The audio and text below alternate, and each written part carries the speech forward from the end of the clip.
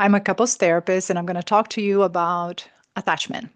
And the reason that we are going to talk about attachment, and attachment is such a buzz word right now, is because it has a huge impact in how we relate romantically. So I'm going to talk from the inside.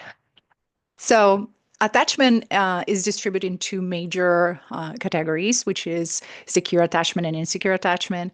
In the United States, about it varies a little bit. There's different numbers with different researchers, but about half of the population has secure attachment, and the other half has insecure attachment. It seems like the number for secure has been dropping. It was 60-40, and there is some indication in research that this number is dropping. We are having less people with secure attachment.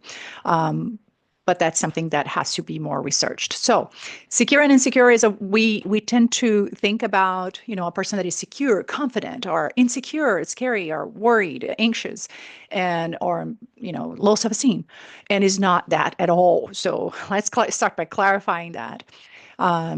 Secure attachment has to do with, the patterns of attachment, and those big categories have to do with the patterns of love and care, of attachment responses that we receive from our caregivers at a very early age.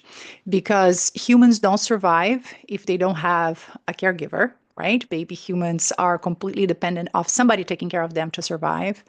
That connection with caregivers is extremely important and gives a lot of information to our brains. We are constantly trying to figure out that relationship, how to make that relationship more responsive, how we navigate that relationship, what is in there for us, because our survival depends on that relationship. So the patterns that we establish with our caregivers early on creates kind of a map in our brain that tells us what the experience of love is and what we need to do to receive love and care.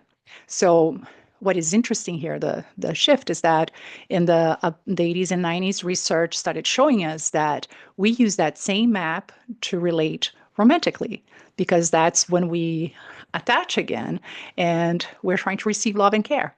So that's what it became such an important thing to understand attachment in the context of relationships, which style of attachment do you have, and so on. So let's understand the two types.